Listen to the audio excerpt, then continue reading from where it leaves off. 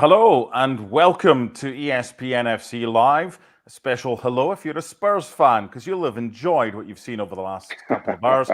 If you're a Manchester United fan and you're tuned in, well, we're going to try and give you answers as to why it finished Man United 0, Spurs 3 at Old Trafford, and what happens next. Alongside Shaka Hislop. And Shaq, I wanted to find a way to put this into context. This is the best that I've come up with as a result of this result.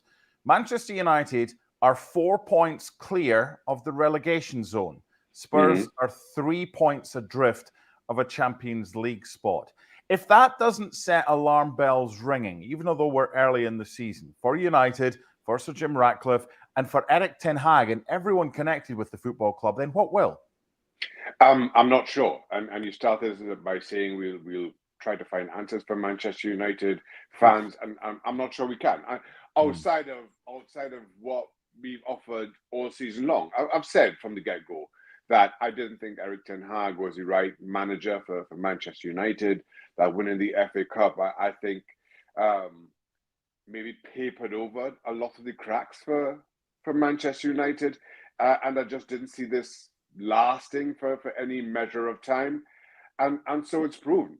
I can, as we record this, listen, it's right after the game. I know what Erik ten Hag's post-game press conference will be. He'll point to the sending off as being pivotal. It wasn't, and that but Manchester United fans, or more to the point, the board have to continue to trust in the process. Now, exactly what that process is, exactly why we continue to trust in whatever we've seen of this process over the last 18 months, shall we call it? I'm not sure. But right now, my concern is that it gets worse before it gets any better for Manchester United. Porto, Villa, Brentford, and then Fenerbahce to come. That's not pleasant reading. You can see saying that when you're playing this poorly, you struggle to see where the next result is going to come from. It's very difficult to say that winning a trophy is potentially one of the worst things that could have happened to the football club, especially beating your rivals, because no Man United fan would surely have swapped that. But it probably kept Erik ten Hag in a job. Are we now at the stage it's when and not if he continues as Manchester United manager? Because that prior to the Bruno Fernandes sending off, and I know it finished 3-0, that was an embarrassment of a display. Absolutely. This is a win. And while in the past, Manchester United could have pointed, and maybe rightly so, to injuries as being pivotal, I thought maybe Højlund for Xerxes. But other than that, this was as strong an 11 that Manchester United can put out, regardless. And while, yes, I thought the Bruno Fernandes sending off was a little harsh. Listen, first of all, in today's game, you catch somebody that high up the leg, there's a very good chance you're going to see red. But I thought it was as a result of a Bruno Fernandes slip. His leg gets extended. I'm not sure that there's that much force. So maybe a yellow would have been a fair punishment.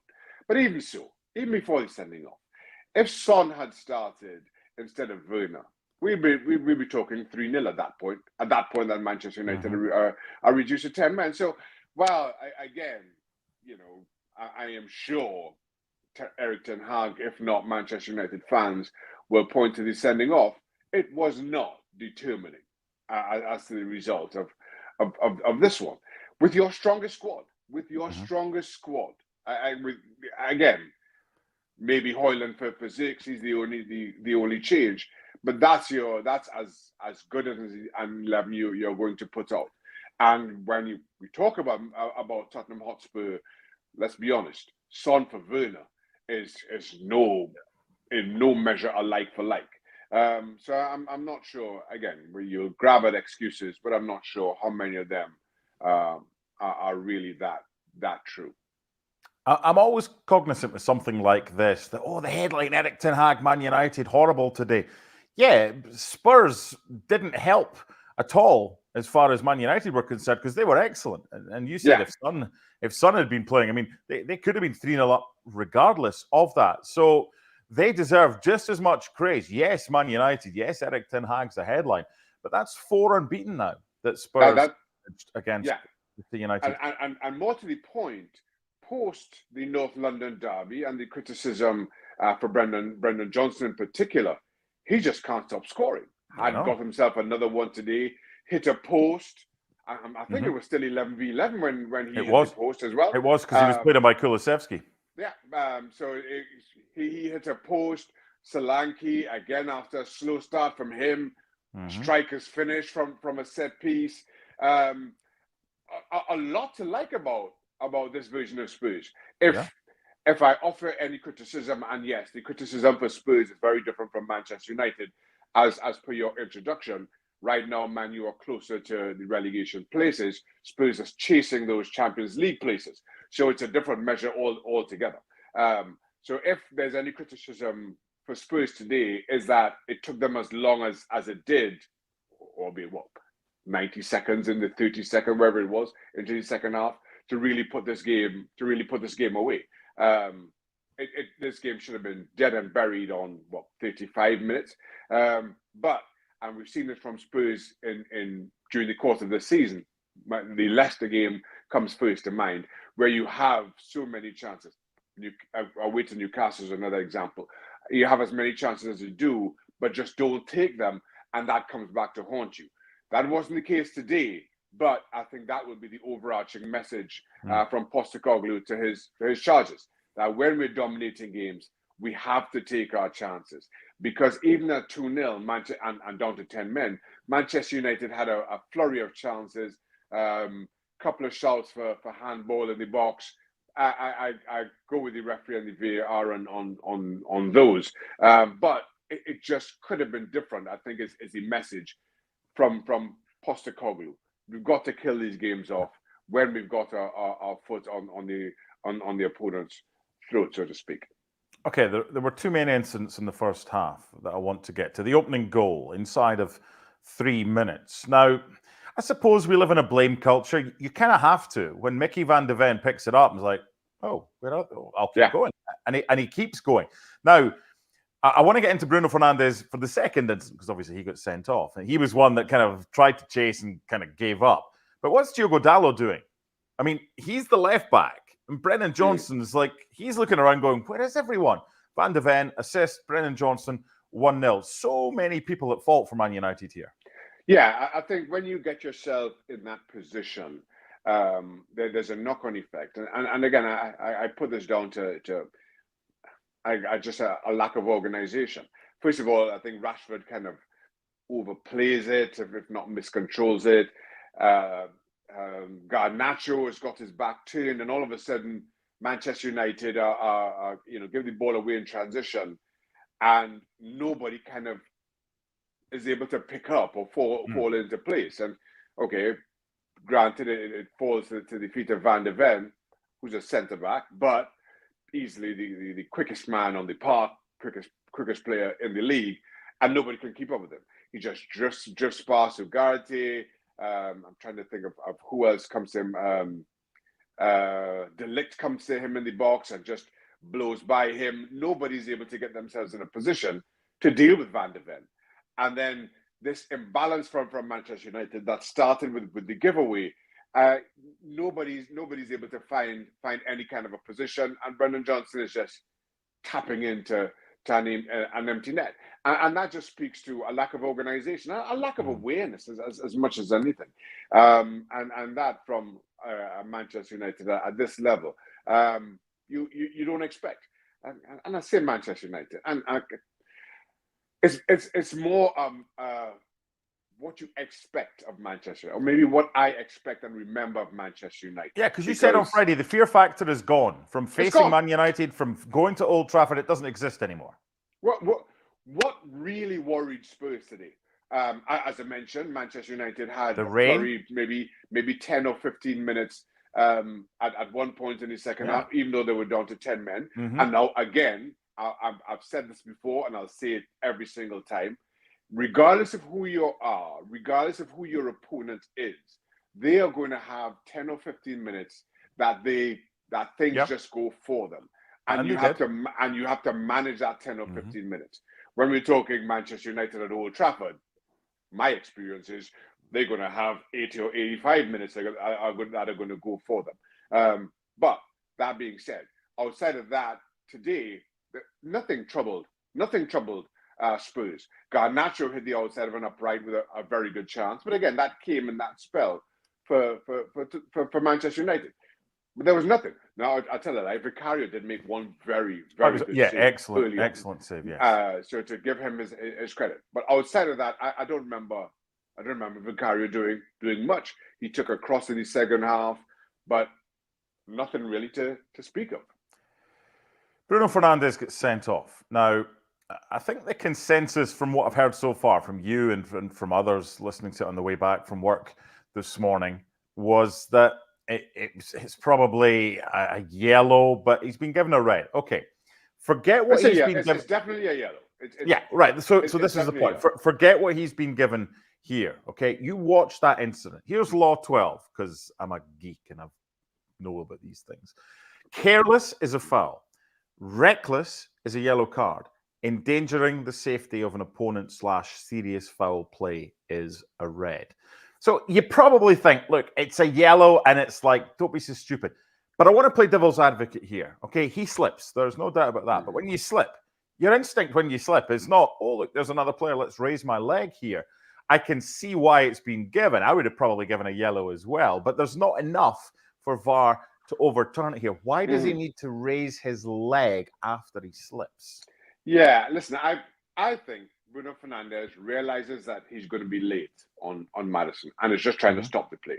So he's going to trip him and then loses his footing. And that right leg that he intended to keep low in an effort just to trip Maddison and just stop the play and take his booking, just kind of, he catches Maddison higher than he thought. Now, I'm trying to offer an excuse kind of using my own experiences of the game when I played. I will say this. If we put that as a red card up against some of the other cards that we've seen this season, it's hard to argue. It's hard to argue that that's a red up against some of the other calls that we've seen this season, or maybe if you want to go back into last. We've seen these given more and more in today's football. For me, it still lands as a little soft. Yeah, and look, it's subjective, right? Because Spurs fans looking at it through kind of blue and white tinted glasses will go, no, it was a red card. It'll be interesting to see what the ex-refs and whatever say. I think the majority would be, okay, I suppose that's the right decision if a yellow had come out. But the bottom line is, and this is interesting, because when I was coming back from work this morning, I was listening to the match.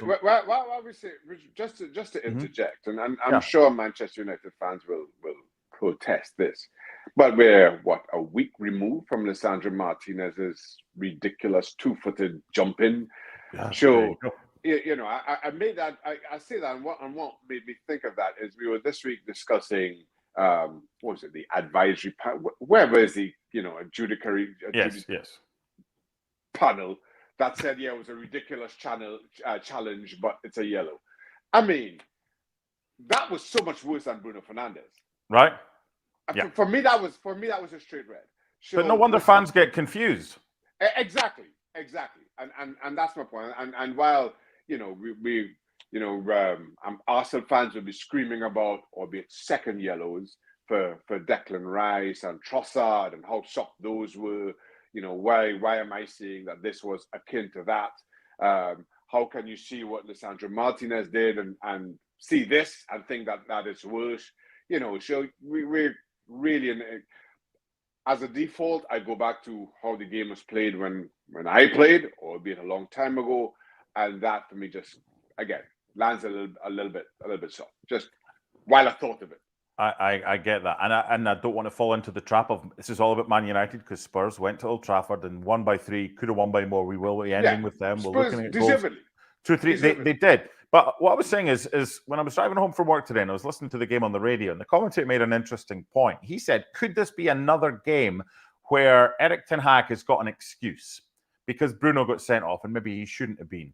And he's had excuses in the past that have been timely, whether it's been injuries or X, Y, and Z. There always seems to be some reason why something has happened to get Man United in the situation that they are in. But we have to look at it here that prior to the red card, Manchester United were absolutely abject. So what did Spurs do well prior to the red card? And obviously as a game as a whole, what did Ange Postecoglou get so right today that made Manchester United's performance so wrong? Listen, I thought Spurs didn't have to do an awful lot right. Spurs just had to be organised. Spurs just had to take their chances. And I thought Manchester United shot themselves in the foot. You kind of know what you're expecting out of Spurs now. And credit to, and again, I keep bringing up Johnson's name because of that criticism and how good he's looked since. Again, he took a chance from a very tight angle, leaving the goalkeeper with no chance. Scored one, hit the post with another. And I just thought that his response since that North London derby has been something to admire, given the criticism, given the abuse that he was on the end of. And now we question whether Dominic Solanke was the striker to really spark a top four finish for Spurs. I still have my reservations, but he got himself on the end of, as I mentioned, a set piece. And all of a sudden, things are just starting to tick along nicely. And now Postecoglou has had his critics. He's had to endure criticism himself. I think the bar, given the start to last season, was set a little bit high, which we did not see early on in the season. And all of a sudden, it's starting to tick along very nicely. So we see how Spurs continue to improve, given the impact and the improvements that we've seen from the two players I just mentioned. Now, I still think that there's a lot for Spurs to do, certainly to do with their own organization, their defensive line, how they cope under pressure. You can't always play the same way for them to continue to improve, but it's a step in the right direction for them. Remember a few years ago, Shaq, when we had the Serie A rights, and there was a kid called Kulusevski playing for Parma. He was basically a fast winger, played with his head down, had a lot of talent, but you thought there's something there, but he's raw. He was outstanding today, and he's playing in a slightly different role, isn't he? He's withdrawn a wee bit more, but with the ability to push forward in a more central area as well as support Brennan Johnson. He got the second goal for Spurs, and all round I thought he was outstanding. Yeah, listen, I think he plays in that little space in behind Solanke, and that's, I think, one of the benefits of having that out-and-out striker, somebody to lead the line, and you kind of take your position off of him. And he found a lot of success with it. And from a Manchester United perspective, who play with a back four, and then you've got Bruno Fernandes, who pushes higher up, and then it was Kobe Mainoo and Ugarte kind of as these sitting defenders. Mainoo pushed up a little bit more. There's that space in behind that sometimes, you're asking a lot of Ugarte to fill in when you have somebody like Kulusevski who plays off the back of Solanke, so to speak. And he found a lot of space for it. And then he got a lot of good support and from Brendan Johnson on one side, from Werner on the other.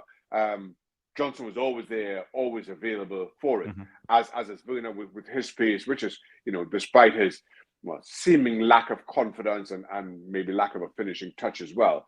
When you play up against that kind of pace, you have to play differently. And that's allowed Kulusevski to operate in that little pocket really effectively. So I think Spurs are coming along nicely. I still don't think they're anywhere close to challenging who I still think are the best three teams in the league in Liverpool, Arsenal, and Manchester City.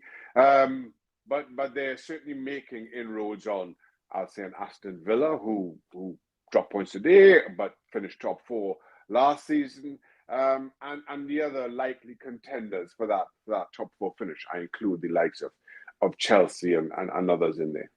Oh, there's definitely that opportunity for Spurs and Chelsea and Villa and Newcastle and all them to go and finish in the top four and get Champions League football. Just to wrap things up, you've already described Solanke's goal as a striker's finish. It was the ball in and Sarr's head flick on, which was crucial. He was onside Solanke and he finishes it. So on the whole, you've said that Spurs will be pretty content with the start to the season. Let's briefly look at it a little bit more in depth. The Leicester game. I mean, goodness me.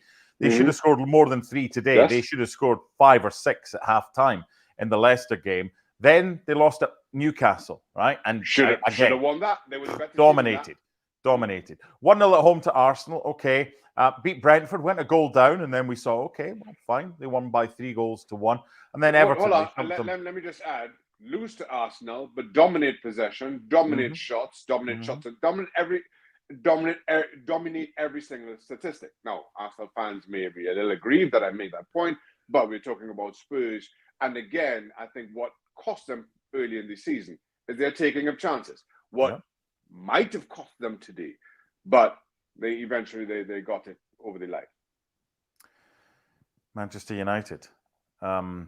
We spoke Friday about them. 5 games, 5 goals for, 5 goals against.